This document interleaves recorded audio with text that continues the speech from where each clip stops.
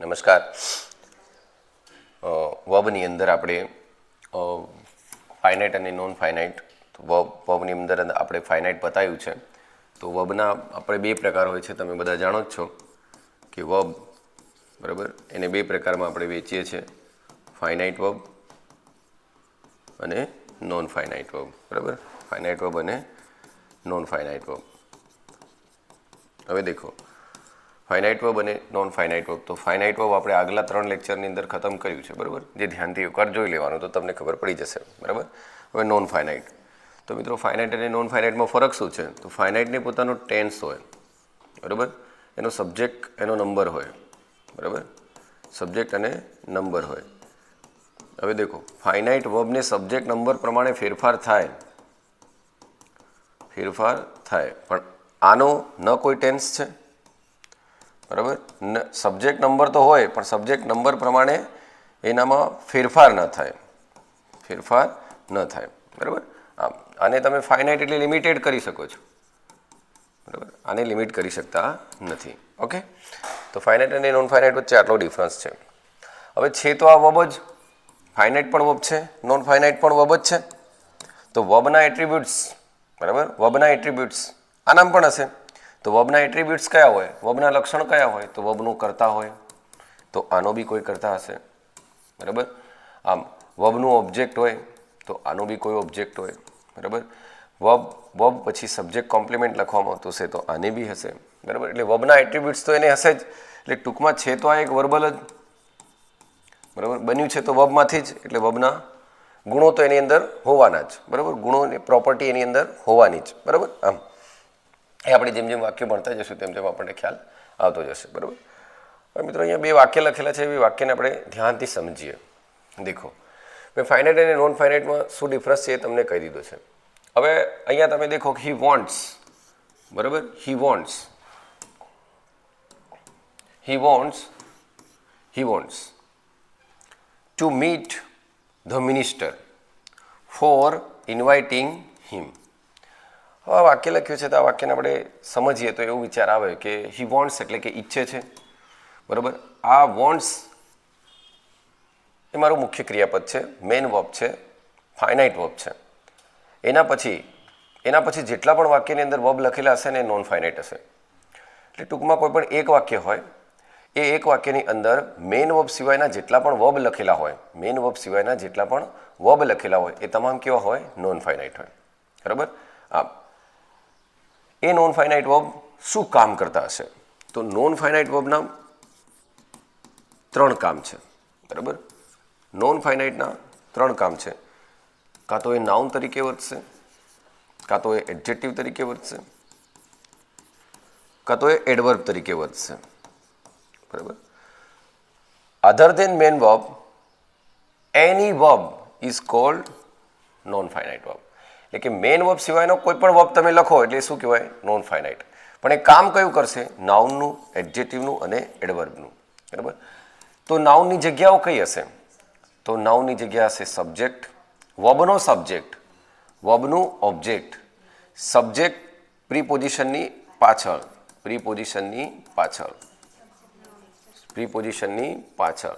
Subject compliment અને object compliment. એ તો જેમ જેમ વાક્ય ભણશું એમ ખબર પડતું જશે કે સબ્જેક્ટ કોમ્પ્લિમેન્ટ શું છે અને ઓબ્જેક્ટ કોમ્પ્લિમેન્ટ શું છે. આગળના ફાઇનાઇટ વર્બના વિડીયો જોશો તો તમને ખ્યાલ આવી જશે, બરાબર. તો નાઉનની જ્યાં જગ્યા છે એ જ પ્રોનાઉનની જગ્યા હોય, બરાબર. જે નાઉનની જગ્યા છે એ જ કોની જગ્યા હોવાની? પ્રોનાઉનની. એનો મતલબ તમે કોઈ પણ વાક્ય લખો છો, એમાં નાઉન કેટલી જગ્યાએ લખી શકાય? તો નાઉન એ વર્બના સબ્જેક્ટની જગ્યાએ લખી શકાય, નાઉન એ વર્બના ઓબ્જેક્ટની જગ્યાએ લખી શકાય, બરાબર. આમ પ્રીપોઝિશનની પાછળ લખી શકાય, સબ્જેક્ટ કોમ્પ્લિમેન્ટ અને ઓબ્જેક્ટ કોમ્પ્લિમેન્ટ તરીકે લખી શકાય. જ્યારે એડજેક્ટિવ ક્યાં હશે? તો એડજેક્ટિવ એ માન લો આ નામ છે તો નામની આગળ બી હોય, નામની પાછળ બી હોય અને સબ્જેક્ટ કોમ્પ્લિમેન્ટ તરીકે હોય, બરાબર. સબ્જેક્ટ કોમ્પ્લિમેન્ટ તરીકે હોય. હવે તો સર, નાઉનની જગ્યાએ એડજેક્ટિવ અને એડવર્બ એટલે જે ક્રિયાના અર્થમાં વધારો કરે, જે વિશેષણના અર્થમાં વધારો કરે અને જે ક્રિયા વિશેષણના માં પણ વધારો કરે. વિચાર કરો, ક્રિયા વિશેષણ, એડવર્બ એટલે ક્રિયા વિશેષણ, તો એડવર્બના અર્થમાં વધારો કરે એને પણ એડવર્બ કહેવાય, એડજેક્ટિવના અર્થમાં વધારો કરે એને પણ એડવર્બ કહેવાય, ક્રિયાના અર્થમાં વધારો કરે એને પણ એડવર્બ કહેવાય. ટૂંકમાં એવું કહેવાય કે જે વેન, વાય, વેર, હાઉ આ બધાનો જવાબ જે આપે એ એડવર્બ કહેવાય. અને એડજેક્ટિવ એ શું છે? તો એડજેક્ટિવ એ shape, size, colour, origin, feeling અને પર્સનાલિટી. કોઈ પણ બતાવે shape, size, colour, origin, feeling, personality એ શું બનશે? એડજેક્ટિવ. અને નાઉન શું કામ કરશે? તો એ મેં તમને બતાવ્યું છે. ટૂંકમાં વર્બમાંથી બનેલું એક એવું નોન ફાઇનાઇટ વર્બ જે મેન વર્બ સિવાયનું છે એ આટલામાંથી કોઈ પણ કામ કરશે. બરાબર? એ આટલામાંથી કોઈ પણ કામ કરશે. હવે અહીંયા આપણે દેખીએ તો અહીંયા લખ્યું છે કે he wants to meet the minister for inviting him. તો ઈચ્છે છે, કોણ ઈચ્છે છે? હી. બરાબર? તો ટુ મીટ ધ મિનિસ્ટર, તો અહીંયા ધ મિનિસ્ટર જે છે ને એ વોન્ટ્સનું ઓબ્જેક્ટ નથી. ધ મિનિસ્ટર લખું છું, ધ મિનિસ્ટર લખું છું, એ વોન્ટ્સનું ઓબ્જેક્ટ નથી. બરાબર? હે ને? ઈચ્છું છું, શું ઈચ્છું છું? બરાબર? તો મળવાનું. તો અહીંયા ટુ મીટ એ નાઉનની જગ્યા લે છે. કોની જગ્યા લે છે? નાઉનની. બરાબર? What does he want? What does he want? જે રીતે હું કહું I want mobile, I want mobile, તો મોબાઈલ મેં વોન્ટની પછી મૂક્યો તો મોબાઈલ મારું નાઉન થયું. એવી રીતે આઈ વોન્ટ ટુ મીટ, હું ઈચ્છું છું. બરાબર? તો શું ઈચ્છું છું? મળવાનું ઈચ્છું છું.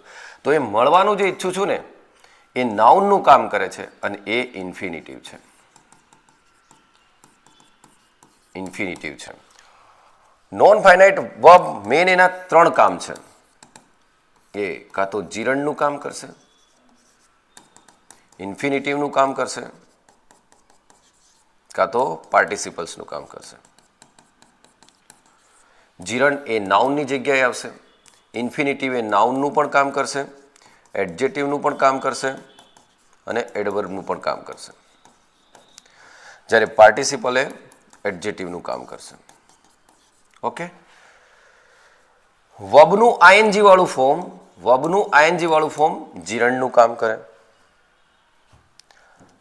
ટુ જોડે ફર્સ્ટ ફોર્મ અને ટુ હેવ જોડે થર્ડ ફોર્મ.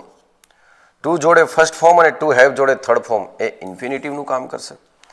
અને પાર્ટિસિપલ્સ એ પણ આઈએનજી વાળું ફોર્મ હશે અને વર્બનું થર્ડ ફોર્મ હશે. હવે આ બધી ચર્ચા મેં તમારા સાથે એટલા માટે કરી કે he wants to meet the minister. તો મેં તમને કીધું એમ કે ટુ મીટ શું છે? નોન ફાઇનાઇટ છે. નોન ફાઇનાઇટમાં ઇન્ફિનિટિવ છે અને ઇન્ફિનિટિવમાં કયું કામ કરી રહ્યું છે? નાઉનનું. ઇન્ફિનિટિવમાં કયું કામ કરી રહ્યું છે? નાઉનનું. તો હી wants to meet the minister, તો મિનિસ્ટર. તો અહીંયા ધ મિનિસ્ટર એ મીટનું ઓબ્જેક્ટ છે, પણ મીટ એ શું છે? નોન ફાઇનાઇટ છે. મીટ એ શું છે? Non finite. તો મેં તમને શું કીધું હતું કે નોન ફાઇનાઇટના પણ પોતાના એટ્રીબ્યુટ્સ ફાઇનાઇટ જેવા જ હોય. જેવી રીતે કે ફાઇનાઇટ વર્બ્સને પોતાનું ઓબ્જેક્ટ હોય એવી રીતે નોન ફાઇનાઇટે પણ પોતાનું ઓબ્જેક્ટ હોય. તો ટુ મીટનું ઓબ્જેક્ટ કોણ છે? The minister. ઓકે? ફોર શું છે? પ્રીપોઝિશન. તો ઇન્વાઇટિંગ હિમ, તો દેખ લો આ ઇન્વાઇટિંગ હિમ, તો હિમ એ શું છે? ઇન્વાઇટિંગનું ઓબ્જેક્ટ છે. અને અહીંયા પ્રીપોઝિશનની પાછળ તો તમને ખબર છે કે પ્રીપોઝિશનની પાછળ કોણ આવે? નાઉન. તો અહીંયા ઇન્વાઇટિંગ એ શું છે? નાઉન છે. અને કોનું કામ કરી રહ્યું? નોન ફાઇનાઇટમાં જીરણનું. ઓકે? અને એનો પણ ઓબ્જેક્ટ હિમ છે. તો ટૂંકમાં આ વાક્ય પરથી મેં એટલું સમજાવવા માંગુ છું કે ટુ મીટ એ ઇન્ફિનિટિવ છે અને ઇન્વાઇટિંગ એ જીરણ છે. વોન્ટને છોડીને મીટ અને ઇન્વાઇટિંગ આ બે વર્બ છે. તો મીટ અને ઇન્વાઇટિંગ આ વાક્યની અંદર નોન ફાઇનાઇટનું કામ કરે છે. તો નોન ફાઇનાઇટના કામમાં એક આ ઇન્ફિનિટિવનું કામ કરે છે અને એક આ જીરણનું કામ કરે છે. ઓકે? તો મેં તમને સમજાયું એમ કે નોન ફાઇનાઇટ એ જીરણ હોય, ઇન્ફિનિટિવ હોય અને પાર્ટિસિપલ્સ હોય. જીરણ એ નાઉનનું કામ કરે, ઇન્ફિનિટિવ નાઉન, એડજેક્ટિવ એડવર્બનું કામ કરે અને પાર્ટિસિપલ એ એડજેક્ટિવનું કામ કરે. એના ફોર્મ શું છે? આઈએનજી અને V3. ઓકે? હવે તમારા મનમાં સવાલ થતો હશે કે સર જીરેન્ડમાં પણ આઈએનજી આવે છે અને વર્બના ફોર્મનું આઈએનજી આવે છે, પાર્ટિસિપલમાં પણ વર્બના ફોર્મનું આઈએનજી આવે છે, તો કઈ રીતે સમજવું? પણ મિત્રો દેખો, જો જીરંડ હશે તો એ નાઉનની જગ્યા લેશે અને એડજેટિવ હશે તો જો પાર્ટિસિપલ્સ હશે તો એ એડજેટિવની જગ્યા લેશે. બરાબર? ઓકે, હવે અહીં દીકજો. તો સી વોન્ટ્સ કોને ઈચ્છ્યું છે? હીએ. શું ઈચ્છ્યું છે? મળવાનું. કોને? ધ મિનિસ્ટરને. For inviting him. ઓકે, કે તેને આમંત્રણ આપવાનું. તો અહીંયા તમે એ સમજી ગયા હશો કે નોન ફાઇનાઇટની અંદર જીરંડ હોય, ઇન્ફિનિટિવ હોય અને પાર્ટિસિપલ્સ હોય. ઓકે, હવે અહીંયા જોજો, આ વાક્યને તમે જોશો કે the annoyed man killed the sleeping dogs. હવે અહીં સમજવાનો પ્રયત્ન કરજો કે ધ અનોયડ મેન, આ એક ક્લંચ છે વાક્યનો. કિલ્ડ ધ સ્લીપિંગ ડોગ, આ બીજો ક્લંચ છે. ઓકે, એનો મતલબ કિલ જે મારું મેન વર્બ છે, બરાબર, કિલ જે મારું મેન વર્બ છે એનો સબ્જેક્ટ કોણ છે? The annoyed man. અને એને શું મારી નાખ્યું? તો ઊંઘતો કૂતરો. હવે તમારે જાતે વિચારજો કે અહીંયા મેન અનોયડ આ એક વર્બ છે અને આ પણ એક વર્બ છે. પણ મેં શું કીધું? આ ફાઇનાઇટ વર્બ છે, મેન વર્બ છે, બરાબર. એના સિવાયના આ બંને કેવા છે? Non finite. આ બંને કેવા છે? Non finite. આ બંને કેવા છે? Non finite. તો આ ફાઇનાઇટ વર્બ છે ને આ બંને કેવા છે? Non finite verb. હવે અહીં સમજવાની વાત એ છે કે નોન ફાઇનાઇટ છે તે કામ કયું કરતો હશે? તો માણસ પણ કેવો? ગુસ્સાવાળો. કૂતરો પણ કેવો? ઊંઘતો. કૂતરો પણ કેવો? ઊંઘતો. તો અહીંયા મેનના અર્થમાં કોને વધારો કર્યો? અનોઇડે. અને વર્બનું કયું ફોર્મ છે? થર્ડ. તો મેં તમને કીધું હતું કે એડજેટિવનું કામ કરી રહ્યું કે નહીં, અને એડજેટિવનું કામ કરી રહ્યું તો એ પાર્ટિસિપલ્સ છે. કોણ છે? પાર્ટિસિપલ્સ છે. ઓકે, કૂતરો પણ કેવો? ઊંઘતો. તો આ પણ નોન ફાઇનાઇટ વર્બ આઈએનજી વાળું ફોર્મ છે. અને આઈએનજી વાળું ફોર્મ શું કામ કરશે? એડજેટિવ. કૂતરાના અર્થમાં વધારો કરી રહ્યું એટલે આ પણ શું છે? પાર્ટિસિપલ્સ. અચ્છા, એનો મતલબ તમે એટલું સમજ્યા કે નોન ફાઇનાઇટ વર્બ એના 3 પ્રકાર છે. નોન ફાઇનાઇટ વર્બના કેટલા પ્રકાર છે? 3. એક જીરંડ, એક ઇન્ફિનિટિવ અને એક હશે પાર્ટિસિપલ. એક જીરંડ, એક ઇન્ફિનિટિવ અને એક પાર્ટિસિપલ. જ્યાં જીરંડ એ શું કામ કરશે? નાઉનનું. જીરંડ એ વાક્યમાં કયું કામ કરશે? નાઉનનું. પણ એ કેવું ફોર્મ આપશે? આઈએનજી વાળું. વર્બનું આઈએનજી વાળું ફોર્મ. બરાબર, બન્યું તો વર્બમાંથી જ હશે. એવું કે જે ક્રિયાપદના આઈએનજી ફોર્મમાંથી બન્યું હોય એ જીરંડનું કામ કરતું હોય તો એ નાઉન કહેવાય. એનો મતલબ જો આઈએનજી વાળું ફોર્મ નાઉનની જગ્યા લેશે તો નાઉનની જગ્યા ક્યાં છે? વર્બના સબ્જેક્ટ તરીકે, વર્બના ઓબ્જેક્ટ તરીકે, પ્રીપોઝિશનની પાછળ, સબ્જેક્ટ કોમ્પ્લિમેન્ટ અને ઓબ્જેક્ટ કોમ્પ્લિમેન્ટ. તો જો આઈએનજી વાળું ફોર્મ મને આ 5 જગ્યામાં વર્બના સબ્જેક્ટ તરીકે, વર્બના ઓબ્જેક્ટ તરીકે, પ્રીપોઝિશનની પાછળ કે સબ્જેક્ટ કોમ્પ્લિમેન્ટ કે ઓબ્જેક્ટ કોમ્પ્લિમેન્ટ, આ 5 જગ્યાએ મને જો વર્બનું આઈએનજી વાળું ફોર્મ દેખાઈ જાય તો એ કયું કામ કરતું હશે? નાઉન. ઓકે, એ કયું કામ કરતું હશે? નાઉનનું. હવે જીરંડ જ્યારે ભણાવીશ ત્યારે હું તમને આ ડીપમાં ભણાવીશ. બરાબર, હમણાં ખાલી સમજાવું છું કે નોન ફાઇનાઇટમાં કોણ કોણ કામ કરે છે. તો એ નાઉનનું કામ કરતું હશે, આઈએનજી વાળું ફોર્મ. અને એક બીજું પણ છે હેવિંગ પ્લસ V3. એ પરફેક્ટ જીરંડનું કામ કરશે. ઓકે, જે પરફેક્ટ જીરંડનું કામ કરશે. હવે ઇન્ફિનિટિવ. તો ઇન્ફિનિટિવમાં ટુ જોડે ફર્સ્ટ ફોર્મ એક્ટિવ રચના, ટુ બી જોડે થર્ડ ફોર્મ પેસિવ રચના. અને મેં તમને કીધેલું જ છે કે બી જોડે થર્ડ ફોર્મ લખો એટલે પેસિવ જ હોય. ટુ હેવ જોડે થર્ડ ફોર્મ એક્ટિવ રચના, પણ જ્યારે ટુ હેવ બીન જોડે થર્ડ ફોર્મ ત્યારે પેસિવ રચના. તો ઇન્ફિનિટિવ 1, 2, 3, 4, બરાબર, આ ઘટના બાકી એમ બતાવશે, આ ઇવેન્ટ થઈ ગયેલી એમ બતાવશે. અને જો કન્ટિન્યુઅસ બતાવવું હોય તો ટુ બી પ્લસ આઈએનજી વાળું રૂપ. બરાબર, અથવા હજુ એક હશે તો ટુ હેવ બીન આઈએનજી. તો ઇન્ફિનિટિવના 1, 2, 3, 4, 5 અને 6 ફોર્મ છે. ચાલુ ટેન્સનું પેસિવ થશે નહીં, આનું પણ પેસિવ થશે નહીં, આ બંનેના પેસિવ થશે. હવે અહીંયા સમજવા જેવી વાત એ છે કે આ ઇન્ફિનિટિવના આ ફોર્મ એ કયું કામ કરશે? તો આ ઇન્ફિનિટિવના ફોર્મ વાક્યની અંદર નાઉનનું પણ કામ કરશે, એડજેક્ટિવનું પણ કામ કરશે અને એડવર્બનું પણ કામ કરશે. જો એ નાઉનનું કામ કરતું હશે તો એની જગ્યાઓ ક્યાં હશે? તો નાઉનની જગ્યાઓ તમને બધાને પરફેક્ટ ખબર જ છે. સબ્જેક્ટ, ઓબ્જેક્ટ, પ્રીપોઝિશનની પાછળ, સબ્જેક્ટ કોમ્પ્લિમેન્ટ અને ઓબ્જેક્ટ કોમ્પ્લિમેન્ટ. જો આ ઇન્ફિનિટિવ એડજેક્ટિવનું કામ કરતું હશે તો એની જગ્યા ક્યાં હશે? નામની આગળ, નામની પાછળ. કોઈ પણ નામની આગળ કાં તો નામની પાછળ અને સબ્જેક્ટ કોમ્પ્લિમેન્ટ, કારણ કે કોમ્પ્લિમેન્ટ તરીકે એડજેક્ટિવ પણ આવે. અને એડવર્બ હશે તો એ હાઉ, વેન, વેર, વાય, આ વોટ કાઇન્ડ ઓફ એનો જવાબ આપશે. અને આ હાઉ, વેર, વેન, વાય એનો બધાનો જવાબ આપશે. ઓકે,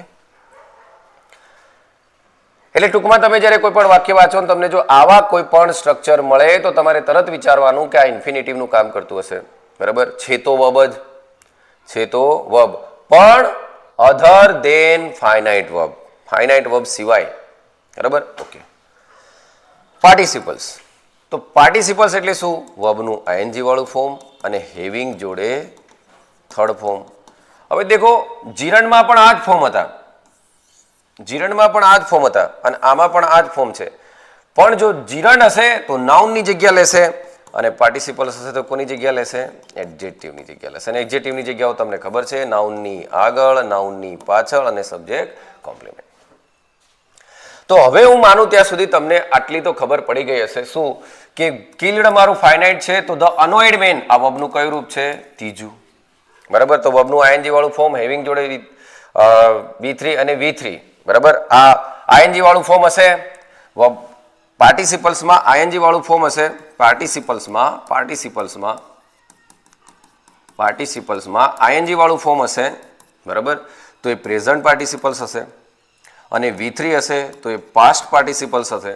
આ એક્ટિવ રચના બતાવશે તો આ પેસિવ રચના બતાવશે. બરાબર, પણ એ પાર્ટિસિપલ્સ જ્યારે આપણે ભણીશું ત્યારે ડીપમાં એનું અધ્યયન કરીશું. ઓકે, આ બંને વાક્યો મેં એટલા માટે લીધા છે સમજાવવા માટે કે મેન કેવો તો અનોઇડ કયું રૂપ છે? V3. તો મેનના અર્થમાં શું કર્યું? એને વધારો, એટલે આ V3 પાર્ટિસિપલ્સ છે.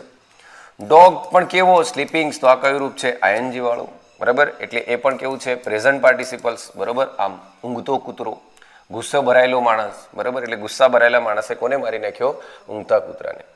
તો આ બંને વાક્ય પરથી મેં તમને એટલું સમજાવવાનો પ્રયત્ન કર્યો છે કે આ ઇન્ફિનિટિવ છે. આ શું છે? આ ઇન્ફિનિટિવ છે. બરાબર, આ જીરણ છે, આ V3 પાર્ટિસિપલ્સ છે અને સ્લીપિંગ પાર્ટિસિપલ્સ છે. તો બધા વર્બમાંથી જ બનેલા. બરાબર, આમ હે ને. તો આ મેન છે, નાઉનની આગળ શું હોય? વિશેષણ. બરાબર, અને V3 વાળું ફોર્મ છે એટલે શું કામ કરતું હશે? પાર્ટિસિપલ્સનું.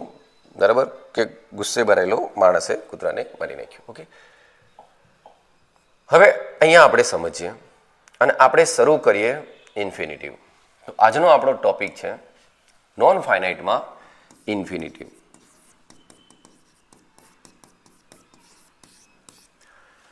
હવે નોન ફાઇનાઇટમાં આજનો આપણો પોઈન્ટ છે ઇન્ફિનિટિવ. તમને બધાને ખબર છે કે ઇન્ફિનિટિવ કયા કયા કામ કરી શકે છે?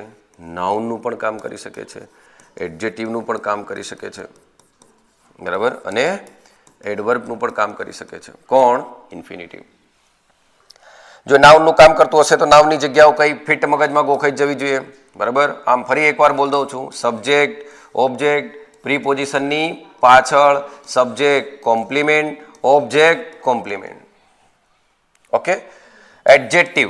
બરાબર, એડજેક્ટિવની જગ્યા કઈ હશે? આ માન લો નાઉન હશે, કોઈ પણ નાઉન હશે. બરાબર, પ્રોપર નાઉન કે કલેક્ટિવ નાઉન કે એબ્સ્ટ્રેક્ટ નાઉન, કોઈ બી નાઉન હશે. નાઉનની આગળ, નાઉનની પાછળ અને સબ્જેક્ટ કોમ્પ્લિમેન્ટ. આ એડજેક્ટિવની આટલી જગ્યાઓ હશે. એટલે કે જો ટુ વાળું ફોર્મ જે મેં આગળ તમને 6 લખાડ્યા એ ફોર્મ આ જગ્યાઓ લે તો એનું કામ કરશે. અને એડવર્બ હશે તો એ જવાબ વાય, વેર, વેન અને હાઉનો જવાબ આપશે. સમજો હવે. Two error,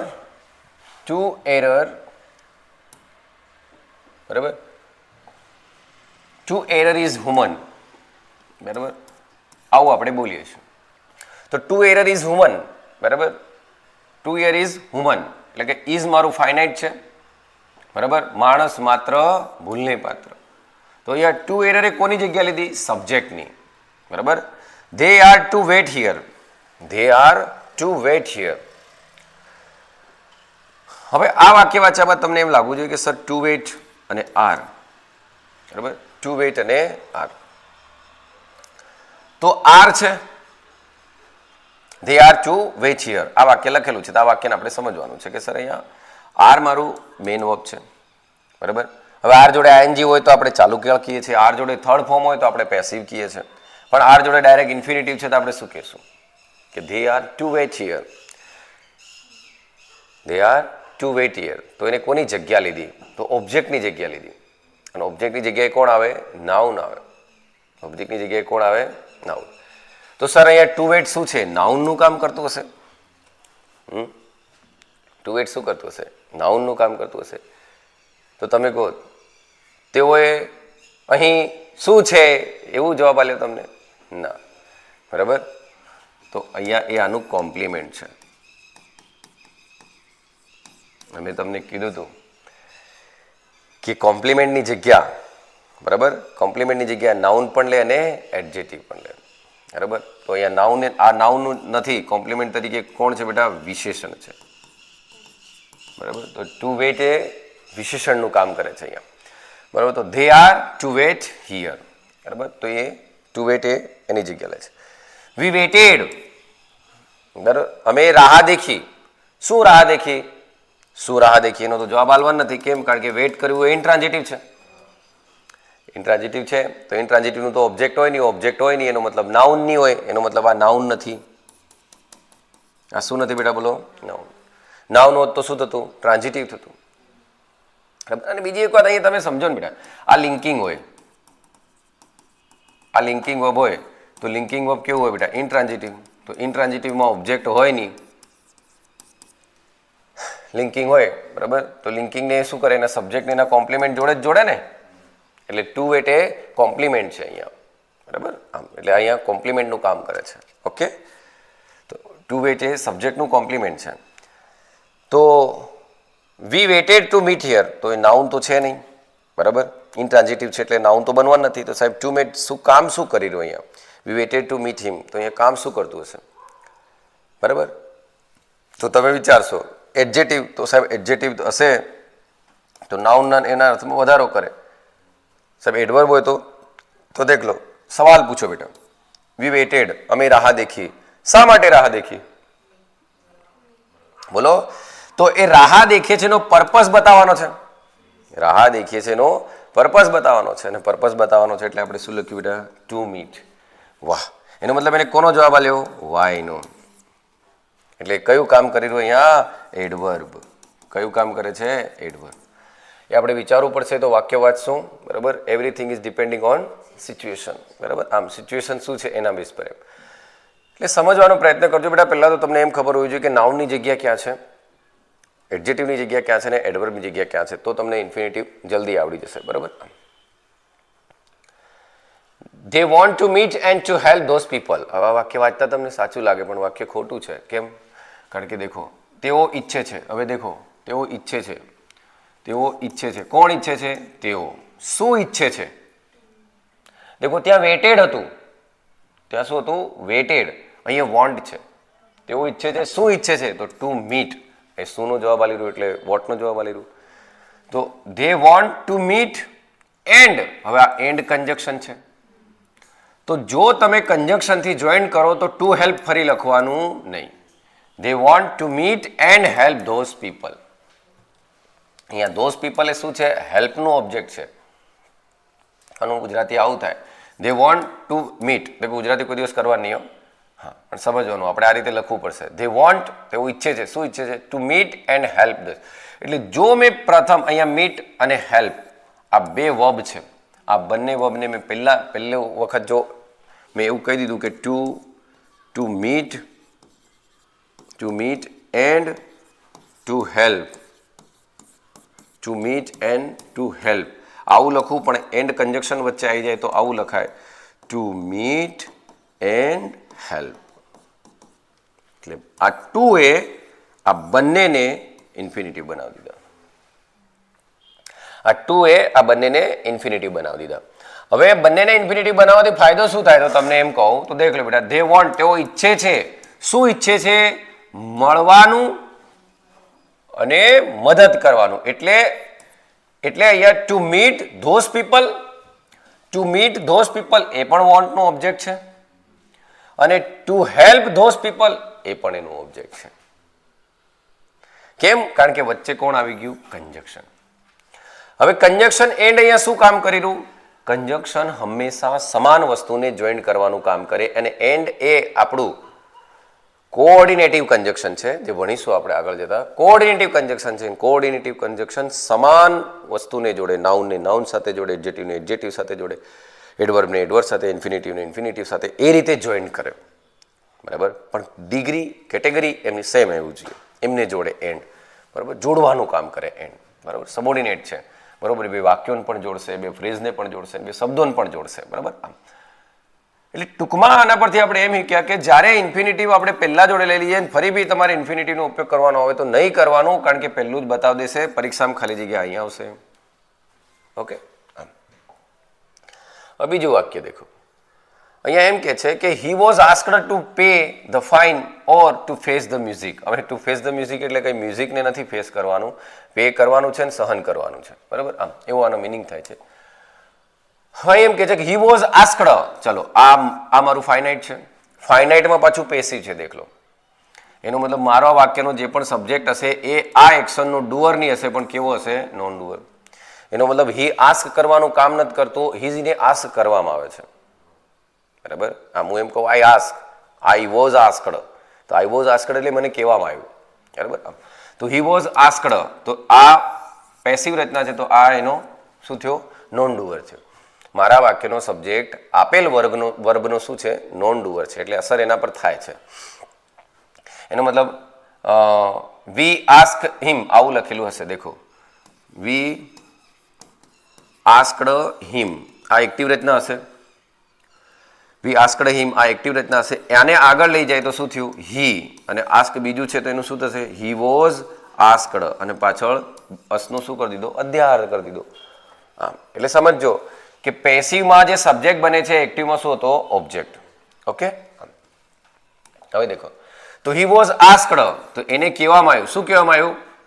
to pay the fine. એને મતલબ એને કઈ ભૂલો કરી હશે.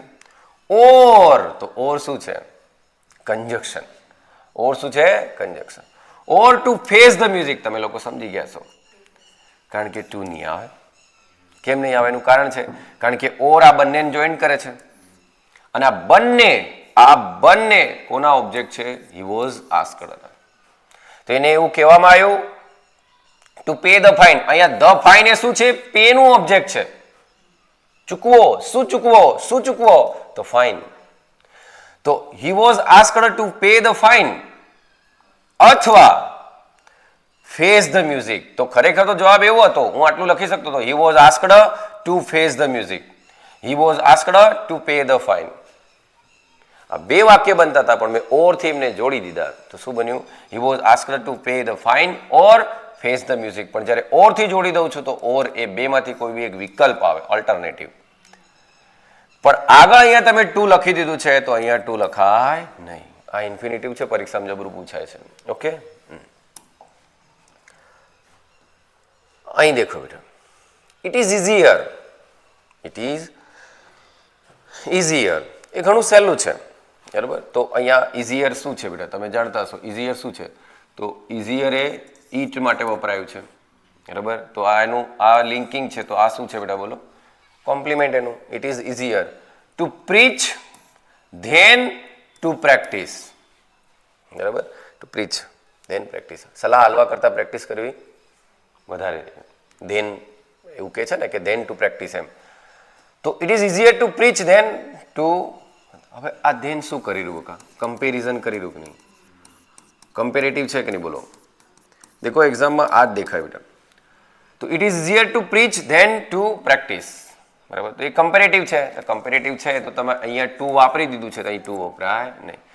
સમજવાનો પ્રયત્ન કરજો. તમે ખાલી એટલું જ ગોખતા હશો કે 2 વખત ટુ નહીં લખાય, એવું નથી.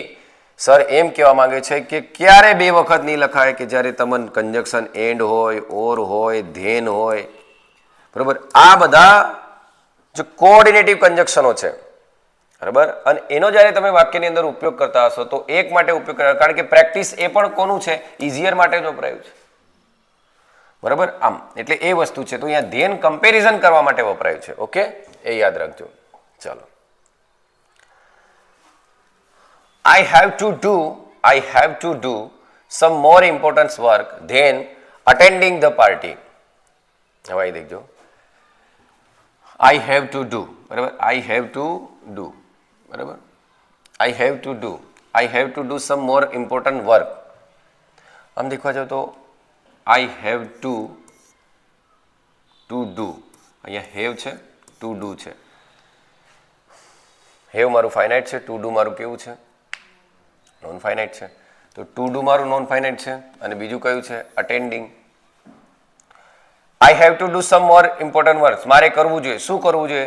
સમ મોર ઇમ્પોર્ટન્ટ વર્ક્સ. તો દેખ લો, વર્ક પણ કેવું, ઇમ્પોર્ટન્ટ. મોર એટલે વધારે ને સમ એટલે ડિટર્મિનન્ટ. તો આટલું જે તમને આપ્યું છે કે some more important work, I have to do some more important work. તો સમ મોર ઇમ્પોર્ટન્ટ વર્ક કોનું ઓબ્જેક્ટ છે? ડુનું. તો I have to do some more important work, તો સમ મોર ઇમ્પોર્ટન્ટ વર્ક એ ડુનું ઓબ્જેક્ટ છે.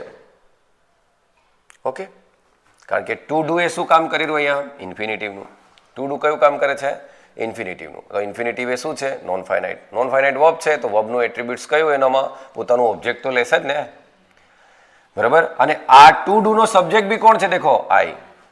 અને અહીંયા હમણાં સબ્જેક્ટ વી હોત તો આને કોઈ ફરક નહીં પડતો, કારણ કે ફાઇનાઇટ ને નંબર અને પર્સનનો ફરક પડે, નોન ફાઇનાઇટ ને નંબર પર્સનનો ફરક પડે નહીં, ભલે કોઈ બી હોય. ફાઇનાઇટનો ટેન્સ હોય, નોન ફાઇનાઇટનો ટેન્સ હોય નહીં. તો I have to do some more important works then, હવે તમે જ વિચારજો, ટુ જોડે મેં ડુ લીધું કે નહીં, અને એનું ઓબ્જેક્ટ આ લીધું કે નહીં? બોલો, ટુ જોડે મેં ડુ લીધું અને એનો ઓબ્જેક્ટ આ લીધો કે નહીં?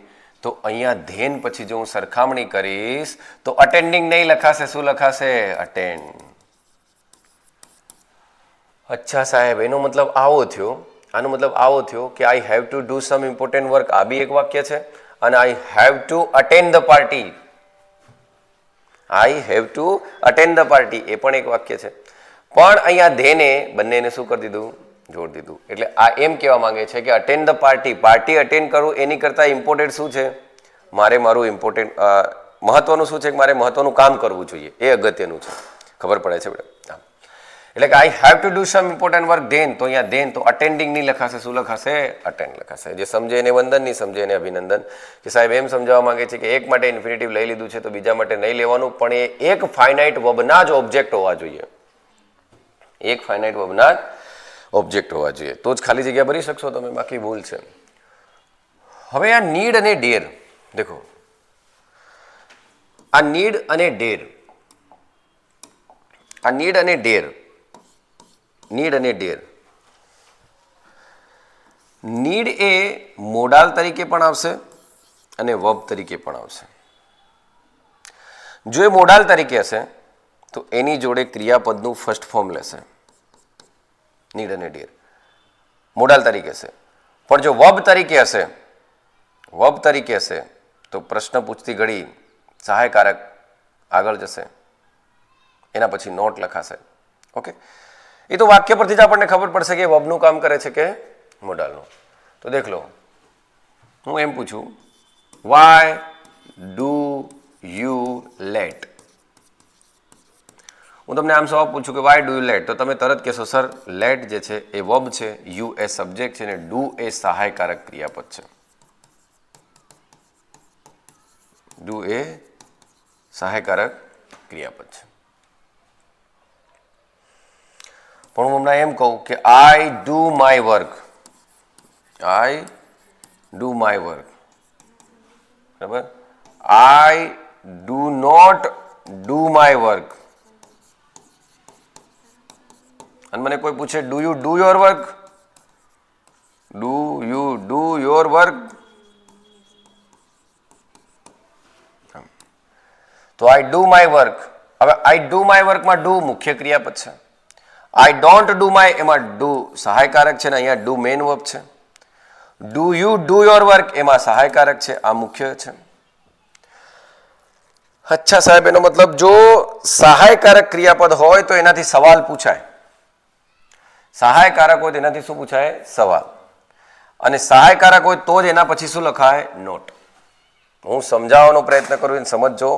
હું એમ કહું છું કે જો સહાયકારક ક્રિયાપદ હશે તો એના વડે શું પૂછાશે? સવાલ. અને એ જ સહાયકારક પછી શું લખાશે? Not.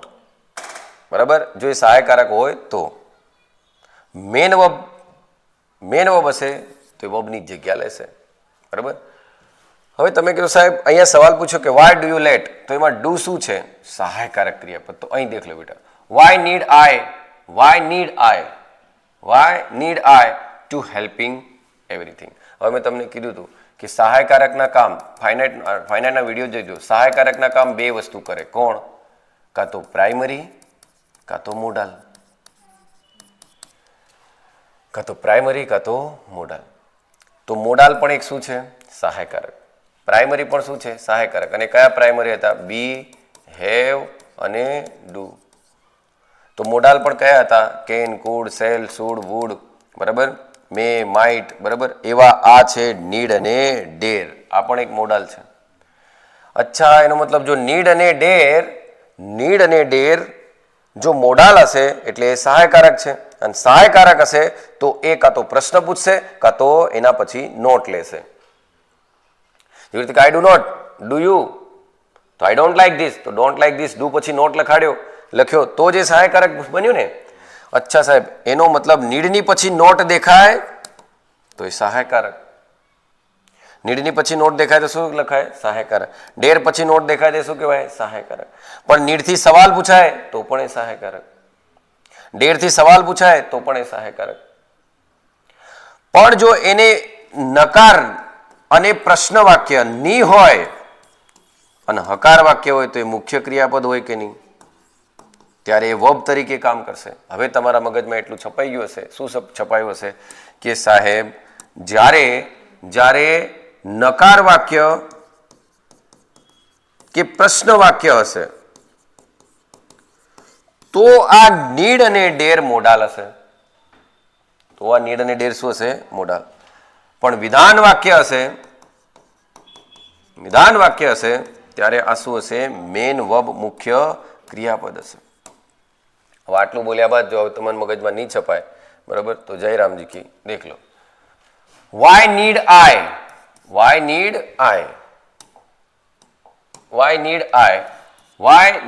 I to explain everything. હવે આ વાંચતા તમને સાચું જ લાગે. હા, વાંચતા તો તમને સાચું લાગે, પણ દેખો હું તમને કહું એમ. સાહેબ કેમ એમ? તો દેખ લો બેટા, નીડથી અહીંયા સવાલ પૂછવામાં આવ્યો છે. એનો મતલબ નીડ અહીંયા મોડાલ છે કે નહીં ખબર જ પડી જવી જોઈએ. કારણ કે મેં કીધું છે કે પ્રશ્ન વાક્ય હોય કે નકાર વાક્ય હોય ત્યાં નીડ અને ડેર શું હશે? મોડાલ. હવે મોડાલ હંમેશા પોતાની જોડે કયું ફોર્મ લે બેટા? First form. દેખો, કેન પ્લે કયું ફોર્મ લીધું? ફર્સ્ટ. મે રેન કયું ફોર્મ લીધું? ફર્સ્ટ. બરાબર? વુડ યુઝ કયું ફોર્મ લીધું? First form. તો મોડાલ હંમેશા પોતાની જોડે કયું ફોર્મ લેશે? First form. તો why need I to explain, તો ખરેખર તો આ વાક્ય એવું હતું કે નહીં કે આઈ નીડ ટુ એક્સપ્લેન એવરીથિંગ. હવે અહીં સમજવાનો પ્રયત્ન કરજો. બરાબર? તો મેન વર્બ એક્સપ્લેન હતું, નીડ મોડાલ હતું, તો મોડાલ પોતાની જોડે કોઈ દિવસ ઇન્ફિનિટિવ ના લે. આઈ નીડ એક્સપ્લેન એવરીથિંગ, વાક્ય આવું જ હતું. I need explain everything. તો અહીંયા નીડ એ સહાયકારક છે, મોડાલ છે. નીડ એ સહાયકારક છે, મોડાલ છે. મેન વર્બ તો કોણ છે? એક્સપ્લેન. બરાબર? આમ હું હમણાં એમ કહું આઈ એક્સપ્લેન એવરીથિંગ તો એ ટેન્સ થઈ જતો. આઈ એક્સપ્લેન એવરીથિંગ જો નીડ નહીં લખતો તો આઈ એક્સપ્લેન એવરીથિંગ તો એ ટેન્સ થઈ જતો. અને કયો ટેન્સ હતો? સિમ્પલ ટેન્સ, સાદો વર્તમાન કાળ. આઈ એક્સપ્લેન એવરીથિંગ, હું બધી જ વસ્તુ સમજાવું છું. બરાબર? પણ I need explain everything, I need explain everything તો મેં મોડાલ લીધો. તો મેં તમને કીધું હતું કે મોડાલ એ મૂડ અને ઇન્ટેન્શન બતાવે. જો હું એવું કહું કે આઈ એક્સપ્લેન એવરીથિંગ તો હું બધું સમજાવું જ છું, પણ જેવો મેં મોડાલ એટલે કોઈ પણ મોડાલ તમે લો તો મોડાલે ઇન્ટેન્શન કરતા તમારો ઈરાદો બતાવે. શું બતાવે? તમારો ઈરાદો બતાવે. એ મોડાલ ડિસાઇડ કરે કે કયો ઈરાદો છે. તો આઈ નીડ એક્સપ્લેન એવરીથિંગ અને આઈ એક્સપ્લેન એવરીથિંગમાં બંનેમાં ફરક છે. તો અહીંયા નીડ એમ કે છે કેમ હું બધી વસ્તુ સમજાવું, એમ મારે બધી વસ્તુ સમજાવવાની જરૂર નથી. તો એટલે પેલો સવાલ પૂછે કે વાય, તો વાય થી સવાલ પૂછશે તો સહાયકારક ક્યાં જાય? આગળ. તો why need I explain everything. Okay. પણ બાળકોને કેવું ગોખાડવામાં આવે ખબર કે નીડ દેખાય એટલે ટુ જોડે ફર્સ્ટ ફોર્મ લખવાનું. હવે હું તમને બતાવું, દેખો બેટા, નીડ જોડે દેખાય તો ફર્સ્ટ ફોર્મ કેમ લખવાનું. બરાબર. આઈ નીડ ટુ એક્સપ્લેન એવરીથિંગ. આ એક વાક્ય છે. આઈ એક્સપ્લેન એવરીથિંગ, આ એક વાક્ય છે. બરાબર. આઈ એક્સપ્લેન એવરીથિંગ, આ એક વાક્ય છે. I need explain everything, I need to explain everything, આ એક વાક્ય છે. બીજું એક વાક્ય છે આઈ નીડ, એક જ મિનિટ જો આ બે વાક્યને પહેલા સમજો. આઈ એક્સપ્લેન એવરીથિંગ, બરાબર. આઈ નીડ ટુ એક્સપ્લેન એવરીથિંગ. હવે સાહેબ આ બંનેમાં ફરક શું? તો અહીંયા એક્સપ્લેન મેઇન વર્બ છે. એક્સપ્લેન શું છે? મેઇન વર્બ છે. બીજું એક વાક્ય છે આઈ નીડ એક્સપ્લેન એવરીથિંગ. ત્રણમાં જમીન આસમાનનો ફરક છે. દેખજો સાહેબ કઈ રીતે. તો આઈ એક્સપ્લેન એવરીથિંગ, આઈ એક્સપ્લેન એવરીથિંગ એનો મતલબ એવો થાય કોણ સમજાવશે? આઈ. શું સમજાવશે? એવરીથિંગ. અને વર્બનું કયું ફોર્મ લીધું છે? ફર્સ્ટ. એટલે કયો ટેન્સ છે આ? સાદો વર્તમાનકાળ. સાદો વર્તમાનકાળ તમને બધાને ખબર છે. સાદા વર્તમાનકાળમાં શું હોય? સનાતન સત્ય, ડેલી રૂટીનમાં થનારી વાત છે. ઇનડેફિનિટ છે. આ એક્શન વારંવાર થતી જશે. આઈ એક્સપ્લેન એવરીથિંગ, બરાબર. આ ટેન્સ છે. પણ આઈ નીડ ટુ એક્સપ્લેન એવરીથિંગ તો મારે જરૂર છે. અહીંયા નીડ મારું મુખ્ય ક્રિયાપદ છે. અહીંયા નીડ મારું શું છે? મુખ્ય ક્રિયાપદ. જો નીડ મારું મુખ્ય ક્રિયાપદ હોય તો આ કામ હજુ મેં કર્યું નથી, અને આ કામ હજુ નહીં કર્યું તો હું ટુ એક્સપ્લેન લખી શકું. આનો મતલબ એવો થાય I need to explain everything, મારે જરૂર છે તમામ વસ્તુ સમજાવવાની. એનો મતલબ મેં હજુ સુધી સમજાવી નથી. તો અહીંયા નીડ મુખ્ય ક્રિયાપદ થઈ.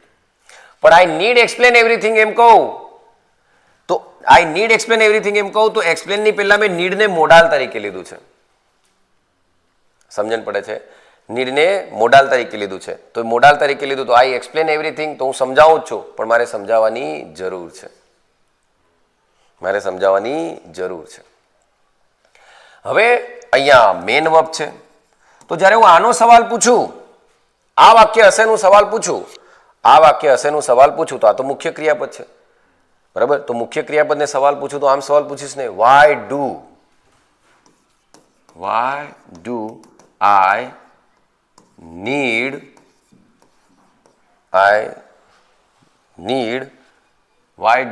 Need to explain everything.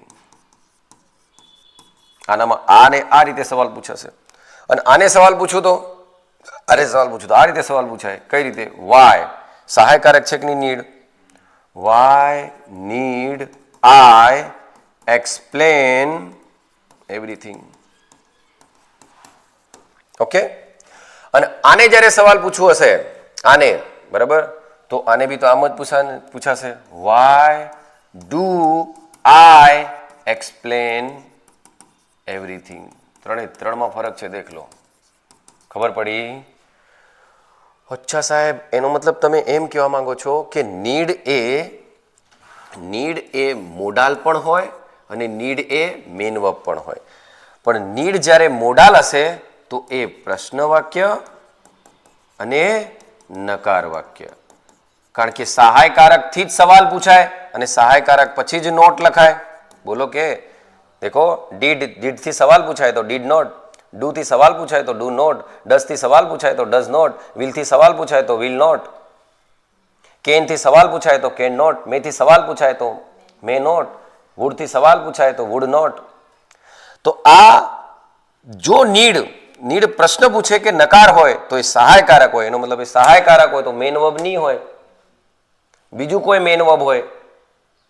બોલો કે બીજું કોઈ મેન વર્બ હોય, તો બીજું કોઈ મેન વર્બ હોય તો એ પોતાના જોડે મેન વર્બ જ લે કે. પણ જ્યારે વર્બ તરીકે હશે તો સવાલ will થી પૂછાતો હશે, સવાલ do થી પૂછાતો હશે, સવાલ did થી પૂછાતો હશે. અને મેન વર્બ હશે તો એના પછીનું વર્બ નોન ફાઇનાઇટ લખાશે, તો દેખ લો અહીંયા બેટા નીડ મેન વર્બ હતું કે નહીં, દેખ લો અહીંયા નીડ મેન વર્બ હતું તો એના પછીનું નોન ફાઇનાઇટમાં લખાયું કે નહીં. પણ અહીંયા નીડ મોડાલ હતું તો ફર્સ્ટ ફોર્મ લીધું કે નહીં. બોલો, અહીંયા નીડ મોડાલ હતું તો શું લીધું એને? First form. હવે મારે નકાર કરવું હોય તો આનું નકાર શું થાય? I need not explain everything. Need પછી નોટ લખી શકું, I need not explain everything. પણ સવાલ પૂછવો હોય તો નીડ આઈ એક્સપ્લેન એવરીથિંગ. અને અહીંયા સવાલ પૂછવો હોય તો હું નીડને આગળ નહીં લઈ જઈ શકું. કેમ ના લઈ જઈ શકું? મુખ્ય ક્રિયાપદ છે. તો આનો સવાલ પૂછવો હોય તો મારે શું કરવું પડે કે ડુ આઈ નીડ. તો ડુ સહાયકારક નીકળે અહીંથી. Do I need to explain everything એવું કહેવું પડે. સમજો છો? આમ એટલે સમજજો બેટા. આમ અને નકાર બનાવવો હોય તો એમ કે I do not need to explain everything. I did not need to explain everything. અને નીડેડ હોત તો સવાલ શાંતિ પૂછાય, ડીડ થી પૂછાય. અચ્છા સાહેબ, એટલે પહેલા તો દેખવું પડે કે નીડ એ અને ડેર એ સહાયકારક છે કે મેન વર્બ છે. જો સહાયકારક હશે તો એ મોડાલનું કામ કરતું હશે. સમજ્યા છો? સહાયકારક હશે તો એ મોડાલનું કામ કરતું હશે. આટલું સમજાયા બાદ હવે તમને જો દેખો અલગ અલગ શબ્દો અલગ તમને વાક્ય પરથી એનું મિનિંગ સમજવા પડે બેટા. આ ડેલી રૂટીન વાળી વાત કરે અને આ માણસ એમ કહી રહ્યો કે આવું કરવાની મારે જરૂર છે પણ ટુ એક્સપ્લેન કરવાનું કામ હજુ થયું નથી. અને આ એમ કહી રહ્યો કે નીડ એક્સપ્લેન એટલે એ વ્યક્તિ આ કર.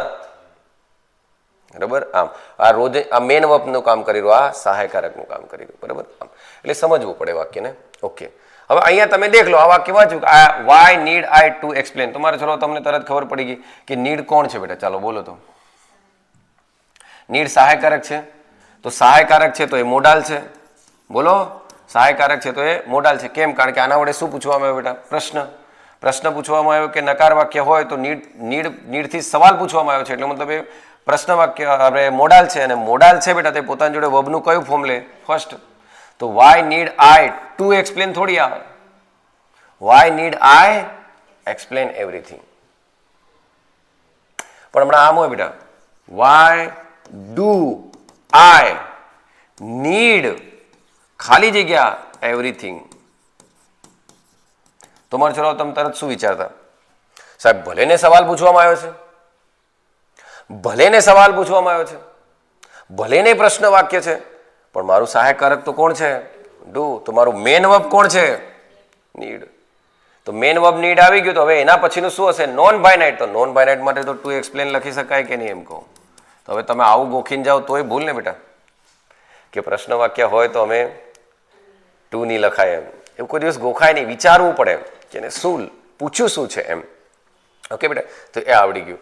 હવે તમે દેખજો, હવે આનો જવાબ તમારે આલવાનો છે. દેખ લો, they dare not to enter the house. તો ભાઈ ડેર નોટ લખ્યું છે એને, ડેર નોટ લખ્યું છે તો ત્યાંથી જ ખબર પડી જાય ભાઈ ડેર નોટ છે એનો મતલબ નકાર છે, એનો મતલબ ડેર જ મારું સહાયકારક છે. તો સહાયકારક હશે તો એ સહાયકારક ક્રિયાપદ છે, એ મેન વર્બ નથી. એ સહાયકારક ક્રિયાપદ છે. એ મેન વર્બ હોય તો એના પછી ઇન્ફિનિટિવ લખાય ને. એ તો સહાયકારક છે, એનો મતલબ એ સહાયકારક છે તો મેન વર્બ તો બીજું છે. તો મેન વર્બ કોણ છે? ઇન્ટર. મેન વર્બ કોણ છે બેટા? ઇન્ટર. તો પછી ટુ નહીં લખાય ને. they dare not enter the house. બરાબર? આમ પણ એમ કહેવાય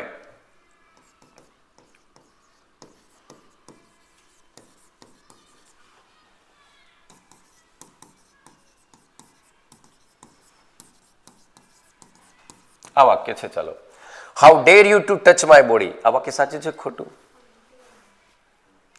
how der you two touch my body. આ વાક્ય સાચું છે ખોટું? હવે આને વિચારો. ચાલો દેખ લો. તો ડેર થી સવાલ પૂછેલો કે નહીં બેટા? ડેર થી સવાલ પૂછેલો એનો મતલબ એ મોડાલ છે. મોડાલ છે એનો મતલબ એ સહાયકારક છે. સહાયકારક છે એનો મતલબ મેન વર્બ બીજું છે. તો મેન વર્બ કોણ છે બેટા? ટચ. તો પછી ટુ કઈથી લખાય? તો બી લોકો બોલી રહ્યા કે નહીં. પણ જો હું આમ કહું બેટા, how do you dare to touch my body, તો અહીંયા સાચું છે. કેમ સાચું છે? કારણ કે હાઉ ડુ યુ ડેર, તો ડુ મારું સહાયકારક છે, તો ડેર મારું મુખ્ય ક્રિયાપદ છે. અને મુખ્ય ક્રિયાપદ છે તો પછી તો ઇન્ફિનિટિવ લખાય કે નહીં? કેમ? કારણ કે તમારી હિંમત કઈ રીતે થઈ, બરાબર? આમ પણ તમે આમ દેખવા જાઓ બેટા કે એ વ્યક્તિએ જો આ ઘટના કરી દીધી હોત ને તો ટુ હેવ ટચડ થતું. કારણ કે આ કામ કરી દીધું હોત તો શું લખાતા આપણે? To have ટચડ. આમ હાઉ ડુ યુ ડેર, તો હિંમત એવી રીતે કઈ રીતે કરે છે કે તું મારી બોડીને ટચ કરી શક્યો એમ. જો આ કામ થઈ ગયું હોત તો ટુ હેવ ટચડ લખાતું. આમ એટલે ટુ ટચ. હવે સમજ્યા બેટા કે ટુ ટચ ક્યારે લખાય ને ક્યારે ટચ લખાય? ક્યારે દેખવું પડે કે મોડાલ છે કે વર્બ. મોડાલ હશે તો મેન વર્બ આગળ ટુ લખાય નહીં, પણ એ મેન વર્બ હશે તો પછી લખાશે. ઓકે, આટલું સમજાયું. હવે સમજો તો વંદન, નહીં સમજો તો અભિનંદન. ચાલો. They need inform his parents about it. હવે ધે નીડ, ચલો અહીં નીડ એ શું છે બેટા? મેન વર્બ છે. કઈથી? મેન વર્બ છે કે નહીં? ધે નીડ, એમની જરૂર છે તો ધે નીડ મેન વર્બ છે. તો ધે નીડ તો પછી ઇન્ફોર્મ નહીં આવે, શું આવે? Two inform. આ વિધાન વાક્ય છે કે નહીં બેટા? પ્રશ્ન કે નકાર નથી. આમ તો they need to inform his parents about it. પછી I do not dare, I don't dare. તો હવે તમારે જાતે જ વિચારો, દેખ લો. આઈ ડોન્ટ ડેર, તો ડોન્ટ એ સહાયકારક છે, તો ડેર મેન વર્બ થઈ ગયું કે નહીં? અને મેન વર્બ થઈ ગયું તો એના પછી તો ઇન્ફિનિટિવ લઈ શકે, બરાબર? તો એમ લખાય ને, I don't dare to accept his challenge, બરાબર? આમ આઈ ડોન્ટ ડેર, મારી જોડે એવી હિંમત નથી. કઈ હિંમત નથી? કે two accept this challenges. Okay, એટલે આ સમજવાનો પ્રયત્ન કરજો બેટા. ડેર થી સવાલો આવે છે. ધે વુડ રેધર, હવે આ would rather, would better, would sooner, had better, had sooner, had rather, આમાં હેડ લોકો વધારે વાપરે. હેડ બેટર એટલે એક ટાઈપની કમાન્ડ જ થઈ. હેડ બેટર એટલે શું? એક ટાઈપની કમાન્ડ જ થઈ એમ, બરાબર? રિક્વેસ્ટનો ભાવ છે એમાં, બરાબર, પણ થોડી કમાન્ડ જેવો ભાવ આવે એટલે લોકો હેડ બેટર વધારે વાપરે એમ. તો દેખ લો, they would rather not to go there. હવે દેખ લો બેટા, આમાં તમે would rather, would rather, would sooner, would better,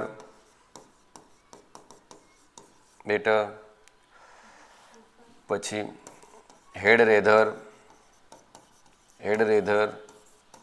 had sooner, had better, આ બધા છે ને એક ટાઈપના મોડાલ જ છે. આવું કરવું જોઈએ એમ કે આ, પણ હેડ લાગે ને તો થોડો વધારે ભાર મૂકે, કમાન્ડ જેવો ભાવ લાગે. આ બધા જ એક મોડાલ જ છે. તો તમને ખબર છે મોડાલ જોડે કયું ફોર્મ આવે? મોડાલ શું કરે બેટા? ઇન્ટેન્શન બતાવે, બરાબર? મોડાલ શું કરે? ઇન્ટેન્શન બતાવે. તો તમે જ કહો, they would rather not, they would rather not to go લખાય કે ખાલી ગો લખાય? Go. He had better, he had better apologized. અરે બેટા બીજું રૂપ લખાય જ નહીં, પહેલું રૂપ લખાય, બરાબર? આમ ટુ હિઝ પેરેન્ટ્સ. અહીંયા ટુ પ્રિપોઝિશન છે બધા, ઇન્ફિનિટિવ નહીં સમજતા. ઇન્ફિનિટિવ હોય તો પોતાની જોડે શું લે? વર્બનું ફોર્મ લે, બરાબર? આમ એ તો પ્રિપોઝિશન ભણીશું ત્યારે ખબર પડશે.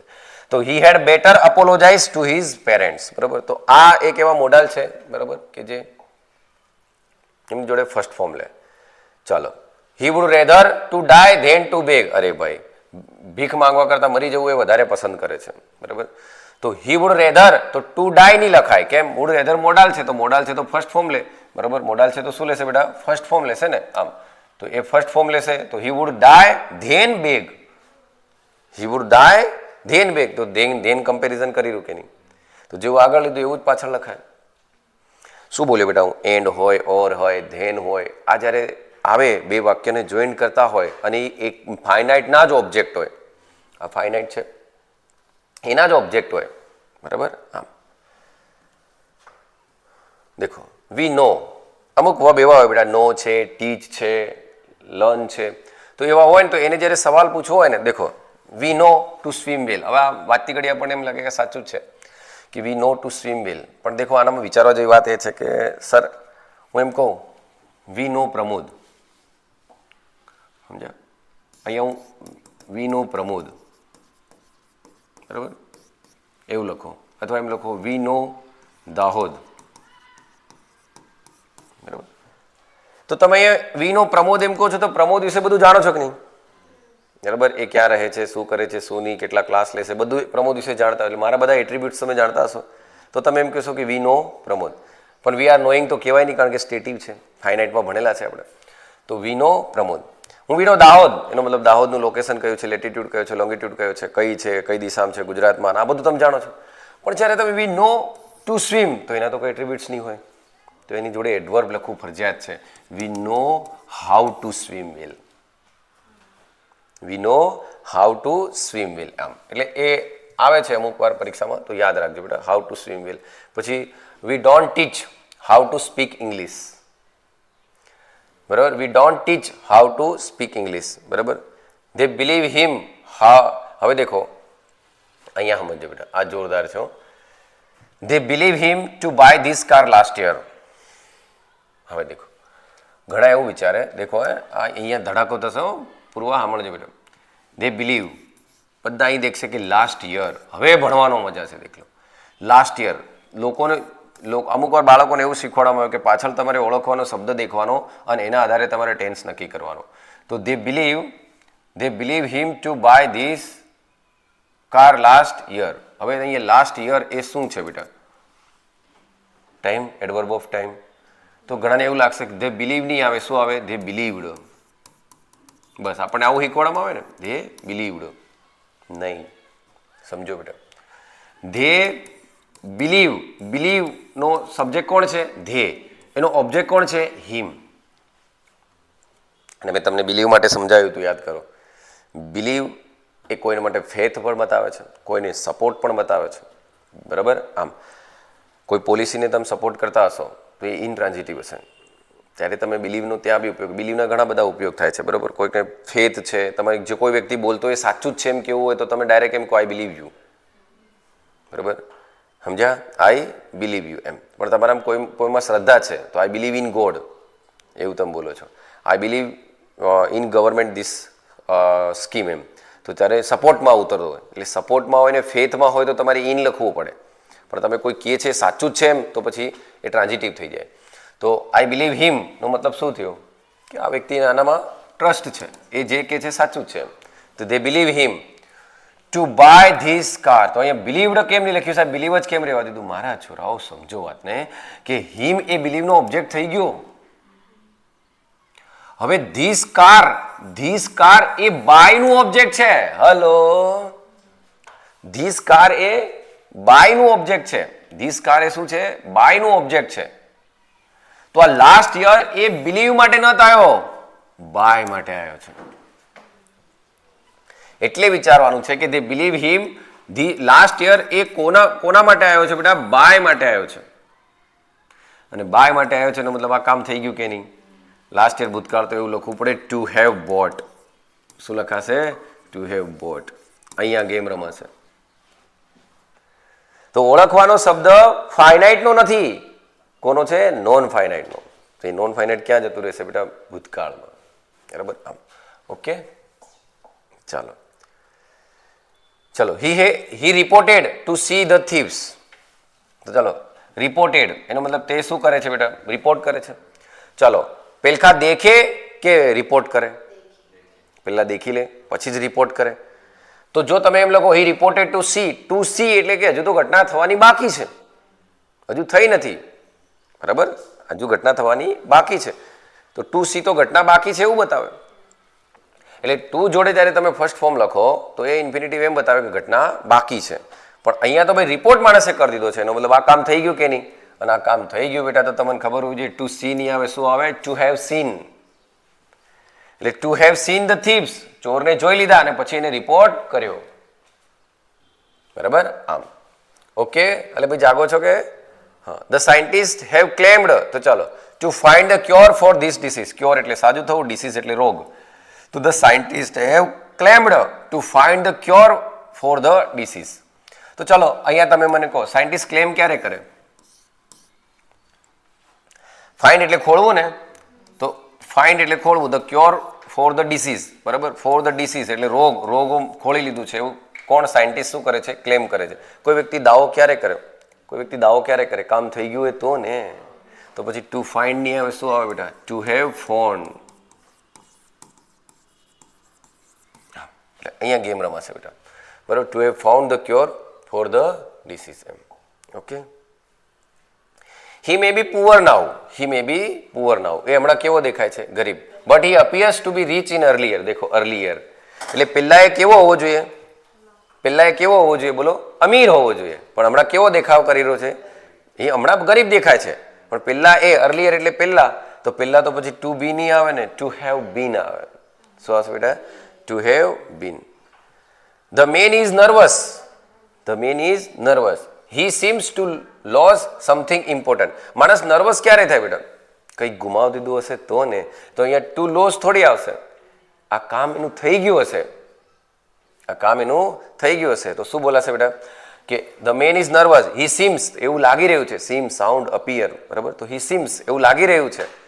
તો પછી ટુ લોસ નહીં આવશે. શું આવશે બેટા? ટુ હેવ લોસ્ટ, બરાબર. To have lost something important. કંઈક સમથિંગ ઇમ્પોર્ટન્ટને ગુમાવી દીધું છે એટલે એ કેવો દેખાઈ રહ્યો છે? નર્વસ. તો ખાલી આટલું લખો ને બેટા, હી સીમ્સ ટુ લોસ સમથિંગ, એવું પ્રતીત થઈ રહ્યું છે કે કંઈક ગુમાવશે, તો આ સાચું. આ ઘટના બાકી બતાવે.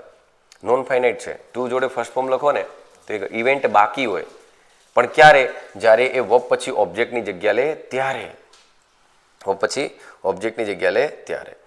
They watched the men to jump over the wall. માણસ દેખ્યો, બરાબર. તો to have jumped over the wall એવું જ કહેવાશે ને. આમ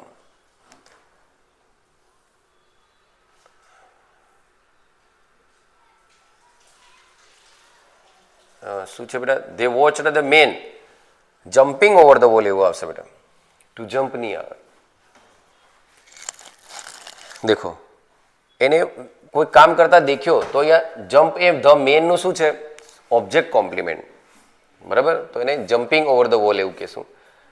everyone felt the earthquake shaking all of a around. દેખો, હું તમને એક વાત બીજી સમજાવું. દેખો, એ સમજવા જેવું છે. એક વસ્તુ સમજવાનો પ્રયત્ન કરજો. જો તમે ઓબ્જેક્ટ કોમ્પ્લિમેન્ટમાં સ્લીપ લખો અને સ્લીપિંગ લખો, તો કોઈ અહીં આગળ એક ઓબ્જેક્ટ છે, એ ઓબ્જેક્ટનું તમે લખશો. દેખો, હું એમ કહું, I saw children playing in the garden, in the park. ચાલો, playing in the park. and I saw children then play in the park. આ બંનેમાં ફરક શું? જોયું કોને દેખ્યું? આઈએ. જોયું કોને દેખ્યું? આઈએ. શું દેખ્યું? બાળકો. એકમાં પ્લેઇંગ છે ને એકમાં પ્લે છે. જો હું પ્લેઇંગ દેખું ને તો પ્લેઇંગ લખું તો એનો મતલબ એમ થઈ ગયો કે અહીં બગીચો હતો, બરાબર. અહીં બધા બાળકો રમતા હતા. હું અહીંથી રોડથી પસાર થયો અને મેં સરસરી નજરથી બાળકો દેખીને આમ નીકળી ગયો. પણ અહીંયા પ્લે લખું, બરાબર. પ્લે લખું તો પછી મારે અહીંયા બાળકો રમતા હતા અને જ્યાં સુધી રમીને થાક્યા નહીં ત્યાં સુધી હું બેઠો અહીં દેખ્યા જ કર્યો. તો આખી ઇવેન્ટ જ્યારે હું નિહાળું ત્યારે તમારે બેર ઇન્ફિનિટિવ લખવાનું. હવે બેર ઇન્ફિનિટિવ એટલે ટુ સિવાયનું. ટુ પ્લે એ ફૂલ ઇન્ફિનિટિવ અને આ બેર ઇન્ફિનિટિવ. પણ પ્લેઇંગ તો કોના અર્થમાં વધારો કરેલું? બાળકના. તો આને પ્રેઝન્ટ પાર્ટિસિપલ્સ. તો સરસરી નજરથી દેખો તો શું લખવાનું? પ્રેઝન્ટ પાર્ટિસિપલ્સ, બરાબર. અને આખી ઘટના દેખો તો શું લખવાનું? બેર ઇન્ફિનિટિવ. આટલું છે બેટા, બરાબર. આમ ઓકે. એના પછીનું ઇન્ફિનિટિવનું લેક્ચર આપણે ફરી આપણે પતાવી જ દઈએ. દેખ લો, અહીંયા દેખો તમે. અરે પાપા, દેખો બેટા. વી સો ધ મેન ખાલી જગ્યા ધ રોડ, બરાબર. વી શો એટલે ભૂતકાળ, the man to show the road. હવે દેખો, ટુ ક્રોસ ધ રોડ એમ તો કહી જ નહીં શકાય. માણસને આપણે દેખ્યો છે, બરાબર. તો ટુ ક્રોસ્ડ એવું બી નહીં કહી શકીએ. આ બેમાંથી એક આવી શકે, ક્રોસ કાં તો crossing. We show the man, બરાબર, ટુ ક્રોસ ધ રોડ. હવે તમે માણસને દેખી જ લીધો છે તો ઘટના બાકી તો હોય નહીં, બરાબર. આમ. અને બીજું કે મેનના અર્થમાં વધારો કરવાનો છે, બરાબર. આમ તો તમે ક્રોસ રદ તો લખી શકો નહીં. કેમ? કારણ કે ક્રોસ રદ તો પેસિવ રચના બતાવે. બરાબર. તો કાં તો ક્રોસ આવે કાં તો ક્રોસિંગ આવે. તો અહીંયા તમે ક્રોસ પણ લખી શકો છો અને ક્રોસિંગ પણ લખી શકો. ક્યારે? જો ક્રોસ ક્યારે લખશો? જો તમે આખો એને રસ્તો ઓળંગો તો દેખ્યો હોય.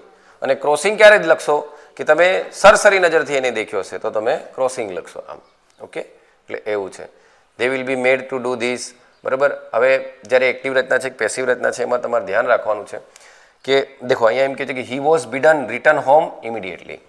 હી was bidden return home immediately. અને પછી લખ્યું છે કે they will be made do his homework. They will be made to do this homework. હવે અહીં સમજજો બેટા. દેખો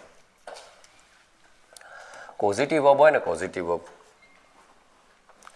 ઓબ્જેક્ટ એક્ટિવ રચનાની અંદર પેસિવ રચના હશે તો યાદ રાખજો એક્ટિવ રચના હશે એક્ટિવ તો ઓબ્જેક્ટ કોમ્પ્લિમેન્ટ. એક્ટિવ રચના હશે તો ઓબ્જેક્ટ કોમ્પ્લિમેન્ટ બેર ઇન્ફિનિટીવમાં લખાય. પણ પેસિવ રચના હશે તો ટુ પ્લસ ફર્સ્ટ ફોર્મમાં લખાશે. હવે અહીં લખ્યું કે he was બિડન.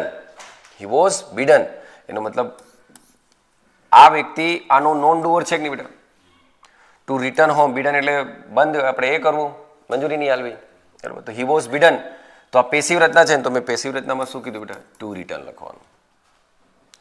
They will be made to do his homework. બરાબર. ચાલો બીજું દેખજો.